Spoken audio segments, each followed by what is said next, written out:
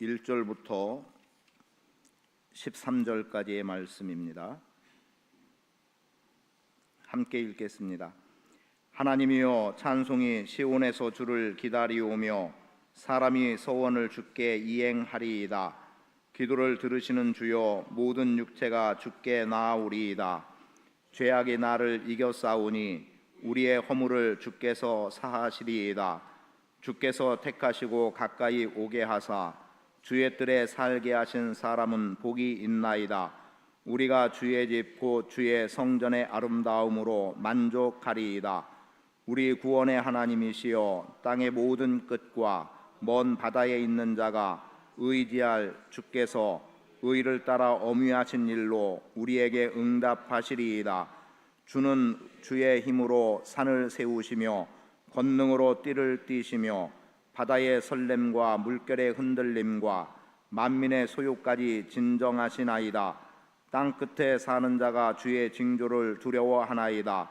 주께서 아침 되는 것과 저녁 되는 것을 즐거워하게 하시며 땅을 돌보사 물을 대어 심히 윤택하게 하시며 하나님의 강에 물이 가득하게 하시고 이같이 땅을 예비하신 후에 그들에게 곡식을 주시나이다. 주께서 밭고랑에 물을 넉넉히 대사 그 이랑을 평평하게 하시며 또 단비로 부드럽게 하시고 그 싹에 복을 주시나이다. 주의 은택으로 한 해를 관시우시니 주의 길에는 기름방울이 떨어지며 들의 초장에도 떨어지니 작은 산들이 기쁨으로 띠를 띠었나이다. 초장은 양떼로 옷 입었고 골짜기는 곡식으로 덮였음에 그들이 다 즐거이 외치고 또 노래하리이다. 아멘. 우리가 하나님을 기뻐하고 하나님을 노래하고 또 우리가 하나님 앞에서 찬송으로 영광 돌리는 모든 일에는 주님의 은혜가 우리 안에 풍성하게 경험되게 하셨기 때문입니다. 그 은혜의 풍성함을 얼마나 누리고 있느냐에 따라서 하나님께 대한 감사가 나오고 노래가 나오게 돼 있는데 1절의 말씀에 보면 찬송이 시온에서 주를 기다리고 있다. 즉 하나님을 예배할 자들이 하나님 앞에 무엇으로 감사하고 또 어떻게 하나님의 이름을 높이며 하나님을 찬송할 일들이 있는 거예요. 물론 하나님이 성전을 떠난 것은 아닙니다만 묘사되는 내용을 보면 우리가 이렇게 하나님을 찬송할 수 있는 것으로 잘 준비되고 갖추어졌으니 주님께서 이곳에 오셔서 우리의 찬송을 들으시기 원합니다 라고 하는 의미가 될 수 있겠습니다. 그리고 거기에 더한 것은 서원한 것을 이행한다고 말씀하고 있는 것으로 보아서 아마도 시편 기자는 하나님 앞에 무엇을 서원을 했겠죠. 그리고 하나님은 거기에 대해서 갚으심으로 임했을 겁니다.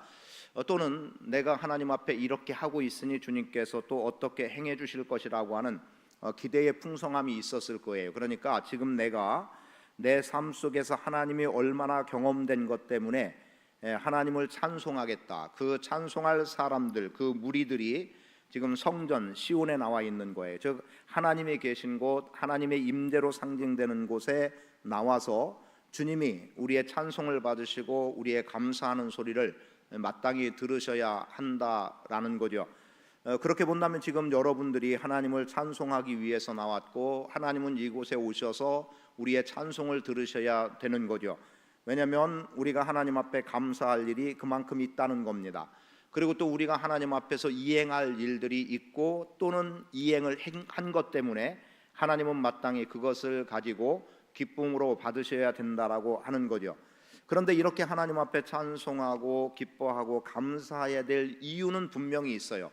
그것은 우리가 무엇을 얼마나 많이 이루어 드렸기 때문이 아니라 하나님께서 오히려 우리에게 얼마나 많은 은혜를 베풀어 주셨음이 발견되는 곳곳에서 발견되는 것마다 왜 하나님이 함께 해주셨고 하나님이 베풀어 주신 은혜이기 때문에 그것이 하나님께 감사가 되고 찬송이 될 수 있음이라는 것을 분명하게 선언해 놓고 있습니다.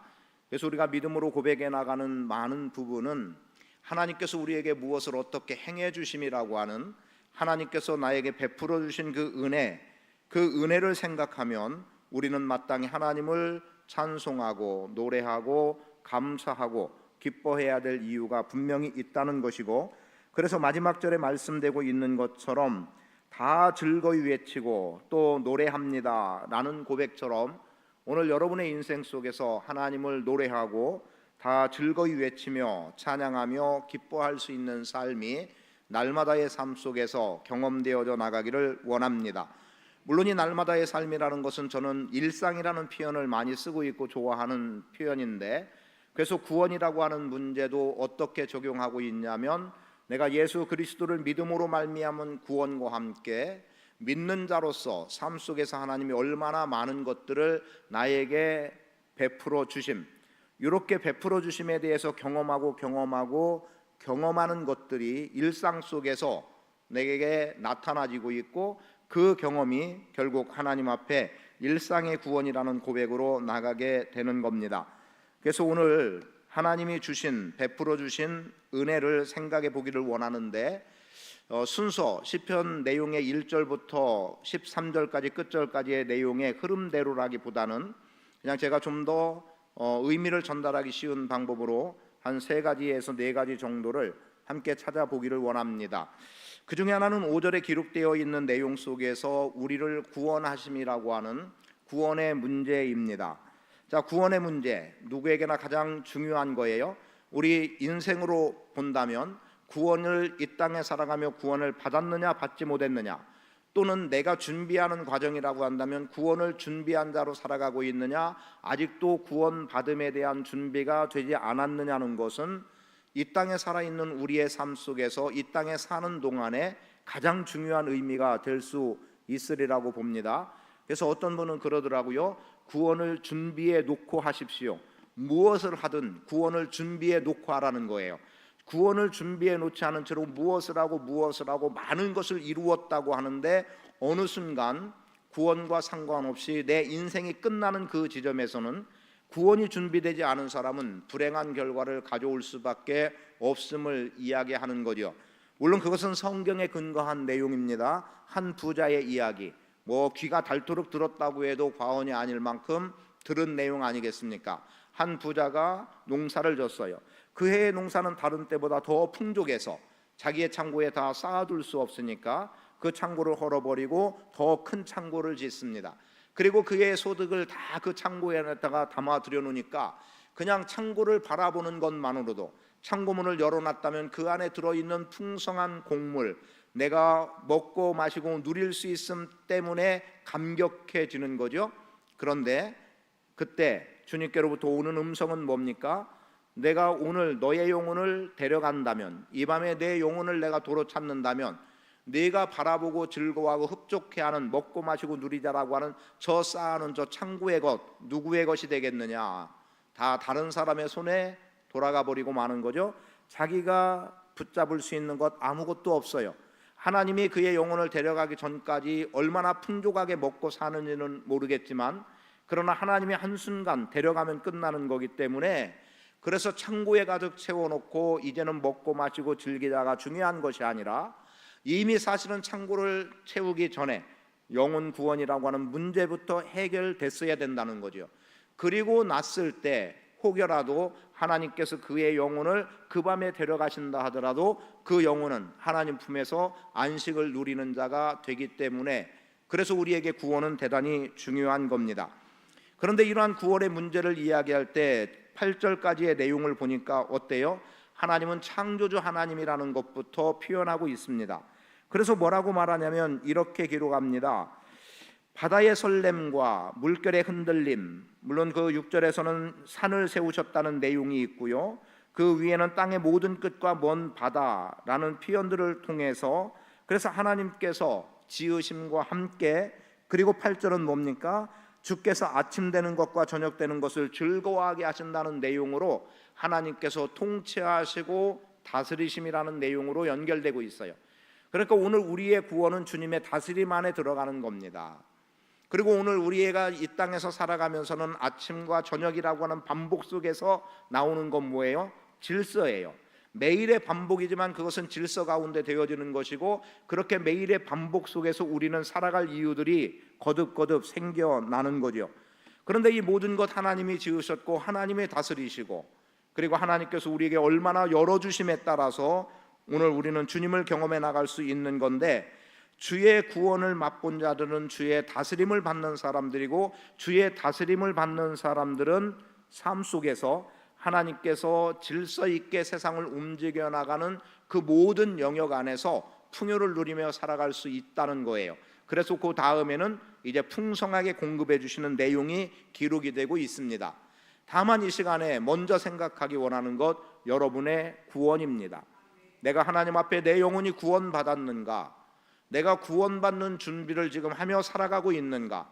구원에 분명한 확신이 들어가지 않는다면 먼저 구원을 위해서 하나님 앞에 기도하며 나갈 수 있기를 바라고, 구원받은 자로서 살아갈 수 있도록 하나님 앞에서 오늘 우리의 인생의 죄의 문제로부터 아버지 하나님의 뜻을 구하며 나가는 삶을 사시기를 축복합니다.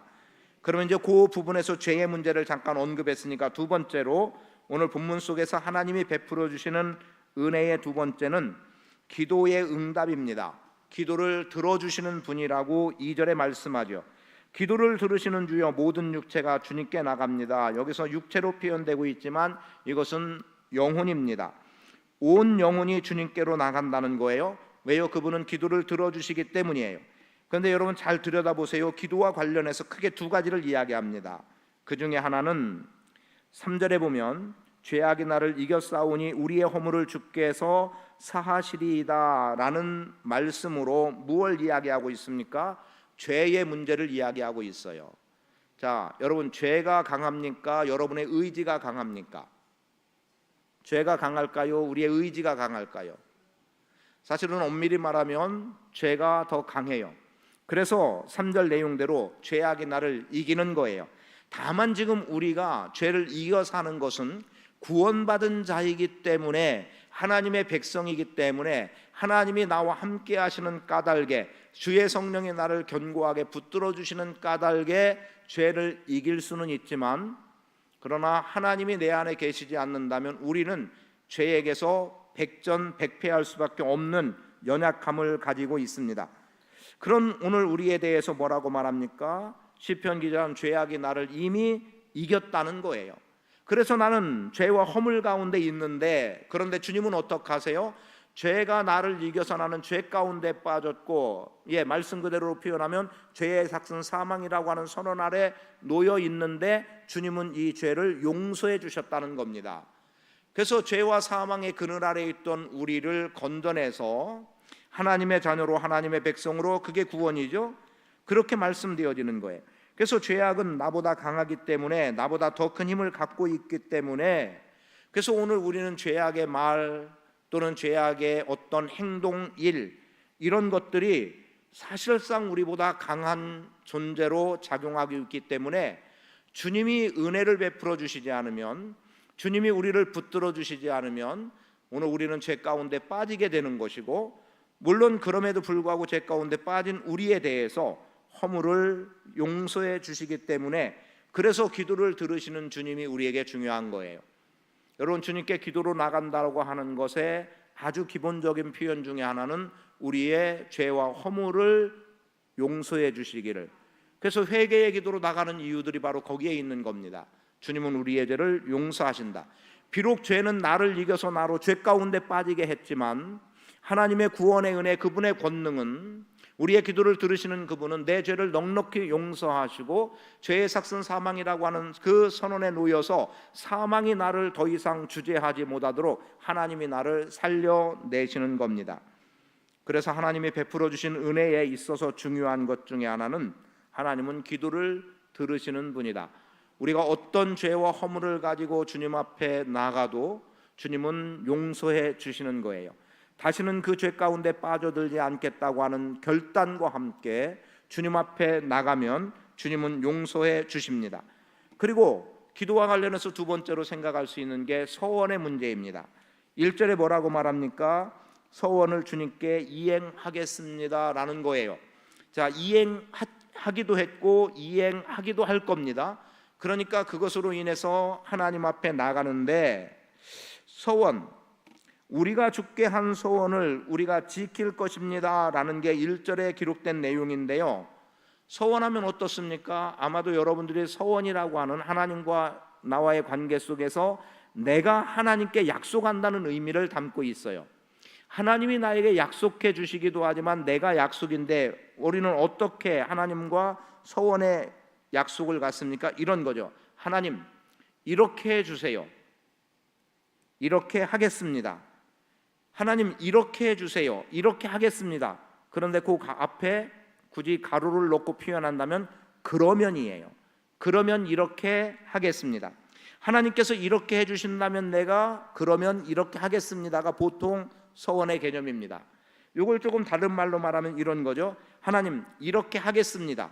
그러니 이렇게 해 주세요. 우리는 대부분 서원이라고 하는 것을 이런 관계로 맺고 나가요. 제가 이 시간에는 그 범주를 깨뜨리지 않겠습니다. 그 범주 그대로 표현할 때 하나님 이렇게 해주세요. 그러면 이렇게 하겠습니다가 됐든 하나님 이렇게 하겠습니다. 그러니 하나님께서 나에게 이렇게 응답해 주세요. 이행해 주세요. 라고 하는 공통된 내용을 볼 때 하나님은 어떻게 하는 겁니까? 이미 기도를 들으시는 분이기 때문에 내가 이렇게 할 테니 이렇게 해주세요. 내가 이렇게 하겠습니다. 그러니 이 결과를 주세요라고 하는 이 모든 것에 주님은 응답하시는 분이라는 거죠. 그래서 1절 말씀에서 서원을 주께 이행하겠다라고 하는 내 쪽에서의 약속된 이야기는 그냥 내가 단순히 나 혼자의 표현이 아니라 그분이 즉 하나님이 내 이 소리를 들으시고 이행하실 것이라고 하는 분명함 속에서 서원을 하는 겁니다. 구약에 나오는 서원과 관계된 사람들은 나실인들입니다. 나실인들은 이미 태어나기 전부터 구별되기도 했고 또는 태어난 이후에 구별하여 하나님께 드려진 사람들입니다. 그런데 이들과 관계된 것은 대개 뭐예요? 말 그대로 약속된 무엇인가가 있었고 그 약속의 성취가 되어지는 겁니다. 자, 나실인의 개념은 아니지만 가장 최근에 본 내용 속에서 새벽의 역대상 말씀 속에서 다윗과 관련한 내용들을 우리는 보았습니다. 자, 다윗과 관련한 내용 역대상 17장에 기록된 내용 속에서 지금 다윗이 하나님 앞에 하나님의 전을 지어드릴 결심을 해요. 그런데 하나님께서는 아니라는 거예요. 너를 통해서는 내 집을 짓게 하지 않고 내가 너의 아들을 통해서 내 집을 짓게 하겠다. 그리고 무슨 약속을 해주시냐면 네가 내 집을 지어서 나에게 기쁨을 주려고 했으니 비록 너를 통해서 그 성전을 짓게 하지는 않겠지만 대신 나는 너의 집을 견고하게 하겠다. 그래서 가문을 견고하게 하겠다는 겁니다.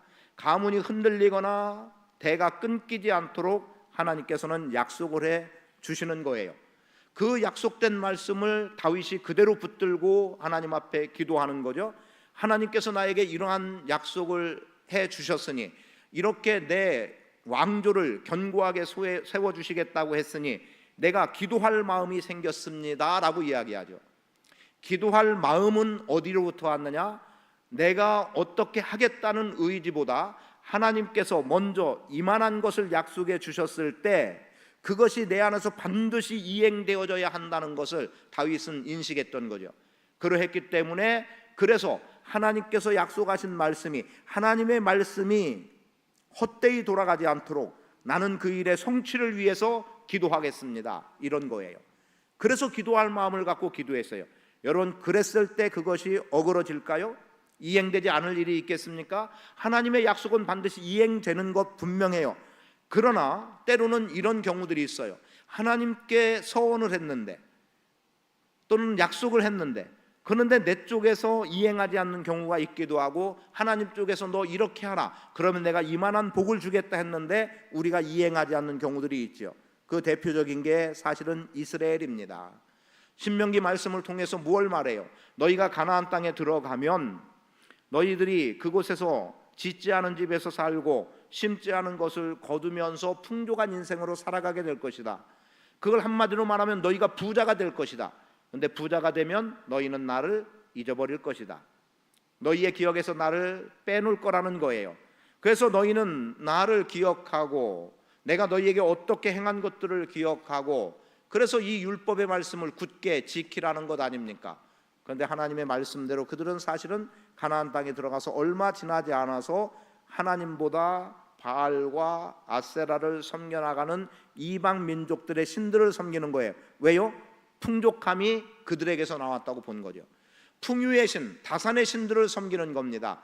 그런 그건 잠시 후에 뒤에 윤택하게 하심이라는 것에서 보겠습니다만, 실질적으로 윤택하게 하는 것은, 풍요롭게 하는 것은 바알과 아세라가 아니라 하나님이셨던 거예요. 그래서 하나님은 오히려 바알을 이기기 위해서 보여준 것 중에 하나가 어떤 겁니까? 지금 3년 동안 비가 내리지 않게 하는 이런 일들, 그리고 또 비가 내리게 하는, 엘리야 시대에 분명하게 하나님께서는 하나님이 참된 신이고 하나님이 풍요를 가져다 주는 신이라는 것을, 그래서 너희들이 풍요의 신이라고 여기는 그 신에 대해서 하나님은 철저하게 응징하시죠. 그리고 하나님이 참된 신으로 역사되는 것을 보여주기도 했습니다. 그렇게 볼 때 오늘 우리가 가져야 되는 것, 하나님은 기도를 들으신다는 속에서 하나님의 약속은 반드시 성취된다, 이행하시는 분이다. 이 내용을 붙잡고 하나님 앞에, 즉 하나님이 베풀어 주시는 은혜에는 내 죄 용서와 함께 나와 약속된 것을 성취해 나가시는, 약속을 이행하시고 그 결실을 보게 하시는 그 은혜에 대해서 감사하고 기억할 수 있기를 축복합니다. 그런 가운데 택함 받았다는 은혜가 또 하나 주어지게 되는 거예요. 자, 하나님이 여러분을 택하셨다는 거죠. 4절의 말씀을 보십시오. 주께서 택하시고 가까이 오게 하사 주의 뜰에 살게 하신 사람은 복이 있나이다. 우리가 주의 집 곧 주의 성전의 아름다움으로 만족하리이다. 자, 가까이 오게 하사, 가까이 오게 하사, 이 기분 좋은 소리 같아요. 가까이 오게 해서 우리를 억울하게 하는 일도 세상에서는 있기는 하지만, 주님이 우리를 가까이 오라고 하면 어떻습니까? 하나님이 베풀어 주시는 은혜가 있다는 거예요. 시편 말씀 가운데 내 입을 넓게 열라 그리하면 채우리라, 이렇게 말씀하는 내용이 있어요. 이동원 목사님은 그 내용에서 배경적인 것을 이렇게 표현을 했습니다. 제가 이동원 목사님 설교집에서 읽었던 기억이 나는데, 당시에 임금들이 자기에게 충성한 신하에게 선물을 줄 때, 그러니까 그 충성에 대한 보상을 할 때 가까이 오게 한다는 거예요. 그리고 입을 열라고 한다는 거죠. 그러면 이 신하 입장에서는 내가 지금 입을 열었을 때 내 입에 무엇이 들어올지 모르는 거예요. 혹시 말 그대로 나를 죽이는 어떤 독극물이 들어올 수도 있는 거죠. 그러니까 만약에 입을 벌리라고 했는데, 그런데 자기가 잘못한 게, 스스로 잘못한 게 인정되는 게 있으면 어떻겠어요? 입을 벌리기가 쉽겠습니까? 아, 임금이 내 잘못, 내가 어떻게 임금한테 그릇되이 행한 것을 알고 있구나, 그래서 나를 지금 죽이려고 하나 보다 하면은 입을 열 수가 없는 거죠. 그런데 자기 자신이 정말 임금에게 충성했고 임금도 자기의 충성스러움을 인정할 것으로 인식하고 있는 왕이라면, 왕의 명령에 어떤 이유로든 입을 크게 열라 하면 크게 넓게 열 겁니다. 그런데 거기에 이런 표현이 나왔어요. 그 입에다가 보석을 넣어준다는 거죠. 그러니까 입을 얼마나 크게 벌리느냐에 따라서 얼마나 커다란 보석 내지는 얼마나 많은 보석이 그의 입에 들어가서 그에 대한 충성에 대한 대가의 보상이 주어지는 거예요. 그럼 여러분, 지금 하나님께서 여러분을 가까이 오라 하시고, 왕이신 하나님이 여러분을 가까이 오라, 너 내 앞으로 가까이 오라, 그래서 그 앞에 머리를 조아리고 굴복해 있습니다. 그런데 고개를 들라 하고 내 입을 넓게 열어라 했을 때, 여러분 당당하게 넓게 입을 열 수 있는 삶을 살아가고 있는가, 아니면 주저주저 하면서 입을 열기를 꺼려하는 삶인가도 생각해 보기를 원합니다. 물론 부정적인 것을 바라보지 않았으면 좋겠어요. 주님이 여러분을 가까이 오게 하시면은 여러분을 징계하기 위한 목적이 아니라 여러분에게 상 주시기 위함인 거예요. 은혜를 베풀어 주시기 위함인 거예요. 가까이 오라는 거죠. 제가 아이들 때문에 가끔 그 젤리를 삽니다. 젤리를 사는데 2주 전이었어요. 2주 전인데 이제 제가 이리 오라고 그랬더니 왔어요. 그리고 이제 뭐 제가 조금 이야기하고 저는 뒤돌아서 이제 목양실로 올라오느라고 점심 식사 후에 올라오는데 졸졸졸졸 저를 계속 따라오는 거예요. 결국 목양실까지 따라 올라왔어요. 따라 올라온 이유가 뭘까요? 올라오면서 저한테 뭐라고 젤리의 이름을 이야기를 했어요. 꼬물탱이라는 젤리가 있거든요. 꼬물탱. 제가 그거 먹어보고 정말 맛있어서 저도 큰 거 2봉지 사놓고 오랫동안 먹었던 기억이 있어요. 꼬물탱. 그러니까 꼬물탱을 달라는 거예요. 근데 없다고 하는데도 계속 따라오는 거예요. 그래가지고 올라와서 결국 건빵이 있어서 건빵을 다른 걸 줬더니 팽개치더라고요. 건빵이 마침에 건빵을 주고 내가 꼭 사놓게, 다음 주에 꼭 줄게 했는데 꼬물탱이 떨어졌어요. 그래갖고 못 샀어요. 근데 오늘 가영이가 저에게 이제 제가 주문하라고 했었거든요. 그랬더니 다른 뭘 주었어요. 그 이름은 제가 모르겠어요. 꼬물탱입니다. 애기들 좋아하는 젤리 꼬물탱. 관심 있으시면 사가지고 주머니 넣고 다니시다가 주일날 애기들 만나면 주세요. 그래가지고 젤리 2각을 지금 사놨어요. 근데 이것도 꼬물탱만큼이나 맛이 있어요. 그래서 오늘 한 3-4봉지 먹었는데 5-6개씩밖에 안 들었어요. 그러니까 뭐 3-4개 먹어야 얼마 뭐 배부르게 먹는 건 아니니까 어쨌든 맛있게 먹었습니다. 다음 주일이 저는 은근히 기다려지는 거죠. 왜요? 이제 그 아이한테 당당하게 이 젤리를 줄 수 있는 거예요. 꼬물탱은 떨어져서 2주 전의 일이 다음 주에 주겠다고 약속한 것은 사실은 이행하지 못, 지난 주일날 못 줬어요. 없으니까 뭐 어쩔 수 없는 거죠. 그런데 대신인데 그거만큼이나 부드럽게 씹히고 맛이 있어서 됐다. 그래서 제가 이만큼 쏟아 놨어요. 그래서 다음 주일은 이제 아이들에게 나눌 수 있겠죠. 가까이 오게 하는 것은 내가 무엇을 너에게 주겠다는 거예요. 좋은 것을 주겠다는 거지요. 결국 아이는 젤리 때문에 저를 따라왔지요.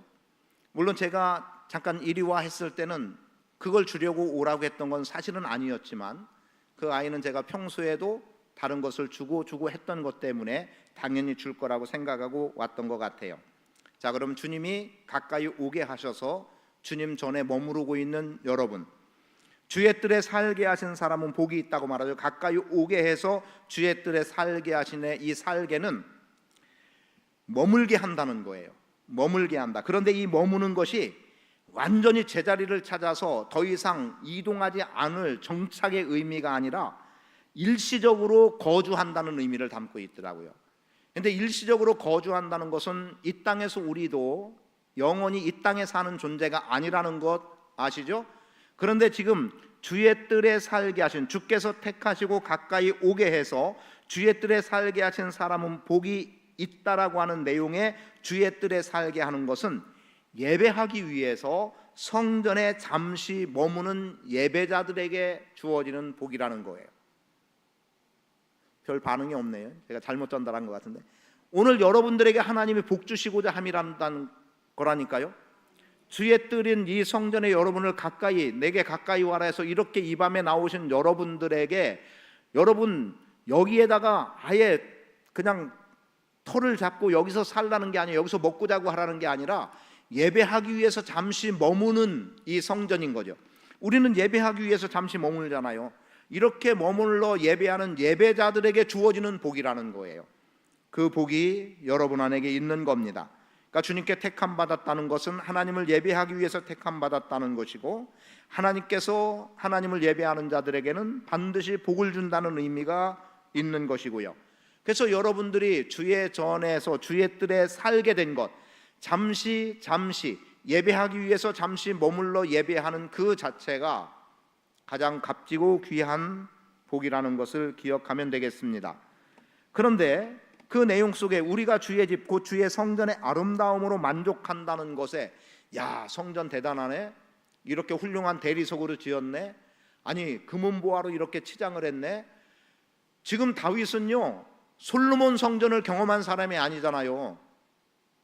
다윗이 물론 기대했던 것은 자신의 왕궁의 화려함을 보았고, 그래서 하나님의 전도 지을, 하나님의 언약궤가 여전히 장막에 있네, 안 되겠다, 내가 하나님의 전을 이 왕궁만큼이나 화려하게 지어야지라고 하는 마음을 분명히 가지고는 있었습니다만 솔로몬 성전을 경험한 사람은 분명히 아니에요. 다윗은 장막을 본 사람이에요. 그냥 천막 속에 있는 언약궤를 봤어요. 그럼 그러한 다윗에게 있어서 주의 성전의 아름다움이라고 생각할 때 이 성전의 개념은 지금 솔로몬의 성전의 그 아름다움이, 그 웅장함이 아닌 거예요. 그렇다면 뭡니까? 성전의 아름다움을 보았다는 것은 성전의 기물이 어떠하고 무엇으로 치장되고를 본 게 아니라 그 가운데 임하신 하나님을 보는 거예요. 그 하나님을 경험하는 거예요. 그게 진짜 아름다움인 거예요. 여러분, 뭘 얼마나 치장해 놓고 예배당 잘 꾸며지면 좋지요. 여러분 보시지 않았습니까? 우리가 뭐 다니엘 기도회도 보게 됐고 또 침례교 연합 기도회 때문에 여러 교회들 보았습니다만 우리 교회보다 건물적으로 못한 것 같이 보인 교회도 있었을 수도 있지만 되게 우리보다 좋게 보이지 않습니까? 영상도 어떤 데는 LED로 돼가지고 전체를 장식한 논데도 있고, 그리고 여러 가지 모양으로 우리보다 악기를 다루고 하는 것들도 다 그런 모습들. 그만하니까 물론 그 교회가 선정이 됐고 장소로 선정된 것 같게 말씀을 전하는 교차로 하기도 했지만 분명한 것은 그런 정도의, 그럼 그것 바라보고 했느냐는 거죠. 아닌 거예요. 오늘 정말 성전에서 우리가 아름다움을 경험하는 것은 주님의 임재 속에서 주님이 우리 안에 어떻게 행하시는 일들을 보는 거고 하나님의 사랑, 은혜를 그 안에서 맛보는 거예요. 그러하기 때문에요, 천막 속에서도 하나님은 임재하셨고, 그리고 그러한 교회에 대해서 하나님은 당신의 영광을 나타내 보여주셨던 겁니다. 그러니까 오늘 우리는 주의 뜰에 살고 있음, 잠시나마 예배하기 위해서라도 모이면서 거하고 있는 예배자로 서 있음이 가장 큰 복임을 아시기를 축복합니다. 택함 받음의 은혜는 여러분을 예배자로 서라는 거예요. 그리고 하나님은 복을 주시겠다는 거지요. 임대를 보여주겠다는 겁니다. 그리고 이제 끝으로 어쩌면 우리에게 가장 현실적인 문제일 수 있는 내용인데 11절 말씀을 중심으로 해서 보겠습니다. 11절, 주의 은택으로 한 해를 관시우시니 주의 길에는 기름방울이 떨어지며 라는 내용 속에서 필요를 공급하시는 하나님의 은혜가 있는데, 하나님의 공급하심, 하나님의 채워주심은 넘치도록 채워주는 겁니다. 여러분 1년 단위를 생각해 보세요. 한 해를 주의 은택으로 관을 씌우셨다는 거예요. 주님께서 우리에게 베풀어 주신 은혜가 1년 내내 가득 채워져 있음을 한번 그려보고요. 그리고 여러분들이 한 번쯤 이런 상상을 해보세요. 초장은 양떼로 옷 입었고 라는 것, 그리고 또 골짜기는 곡식으로 덮였으며 라고 하는 것들. 여러분 넓은 초원이 있어요. 그 초원에 하얀 양떼들이 가득 채워져 있는 것 한번 상상해 보세요. 그리고 계절적으로 보겠지만 보리가 그냥 쫙 무르익은 것을 보면, 지난번에 그 여선교회 한 반이 여행을 갔을 때 그때 보리가 익은 보리는 아니었지만 청보리, 아직 푸른 보리밭을 보게 됐어요. 그 보리밭이 쫙 펼쳐진 그 아름다움 속에서 사진을 찍기도 했어요. 그리고 또 보면서 굉장히 아름답게 봤던 것 가운데 하나가, 그렇게 예뻐 보이지 않는 꽃들이 저쪽 들녘에 넓게 펼쳐져 있는 거예요. 그러니까요, 장미꽃 한 송이의 아름다움보다도 어쩌면 그렇게 같은 색색으로 쭉 펼쳐져 있는 그 꽃은 작기도 하고 크기도 했고, 그리고 실제로 가까이 가 보았더니 때가 지나서 반 이상 정도가 다 시들어 버리기도 한 그런 정도의 꽃들이 많았는데, 그게 쫙 깔려 있으니까요, 멀리서 보았을 때는 굉장히 아름답게 보였습니다. 한 송이 온전한 장미꽃보다도 멀리서 보게 됐을 때의 그 부분을 노란색, 빨간색 물들여놨던 그 장면이 훨씬 더 아름다워 보이는 것을 보았단 말이에요. 한번 상상해 보세요.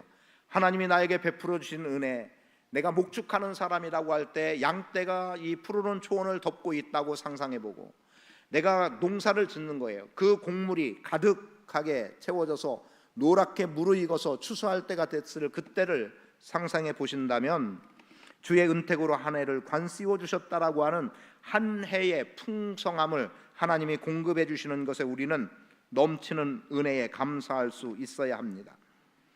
그렇게 볼 때 오늘 우리의 누림이라고 하는 것은 하나님이 공급해 주심 속에 있는 거예요. 자, 9절에 땅을 돌보사 물을 내어 심히 윤택하게 하시며, 땅을 윤택하게 하시는 이유가 뭡니까?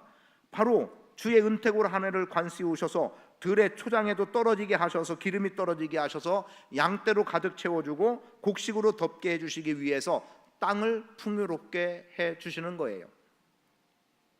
그러니까 하나님은요, 목적 없이 어느 한 부분에다가 어떤 현상을 보게 하지 않는 거죠. 반드시 그 현상에서 결실하는 것을 보게 하시는 거예요. 그래서 오늘 여러분들이 누리며 살아갈 수 있음 하나님의 공급하심의 은혜입니다. 앞에서 언급해드린 일상, 저는 일상이란 말을 개인적으로 참 좋아합니다. 말 그대로 일상의 구원 좋아해요. 왜냐하면 내가 이미 구원받은 자로서 일상의 삶 속에서 구원받는다는 것은 하나님이 나를 어떻게 도와주시고 어떻게 행해주시고 때로는 어떻게 이기고 승리하게 해주시는 일들이 있기 때문에 그렇습니다. 하나님은 땅을 돌보셔서 풍성한 결실을 맺을 수 있도록 역사해 주시는 분이에요. 그러하기 때문에 여러분 베풀어 주시는 은혜를 받아 누리는 삶을 살아가면 되는 겁니다. 여러분 우리가 믿음의 눈으로 보면 우리 주변에 있는 모든 것들이 나를 위해서 준비되어져 있고 내 일상의 삶의 구원 속에 그 것들은 다 소용되고 있다는 것을 기억하시면 좋을 것 같습니다. 그래서 우리는 없다, 부족하다 하는 것에 불만족해하고 원망하고 시비하고 욕하는 것보다 하나님께서 내 한 해를 이렇게 주의 은택으로 관을 씌워 주셨다, 주의 은혜로 나를 이렇게 풍성하게 해주셨다라고 하는 것을 기억하고 기뻐 외치는 자로 살아갈 수 있게 되기를 축복합니다. 즐거이 외치고 또 노래하나이다.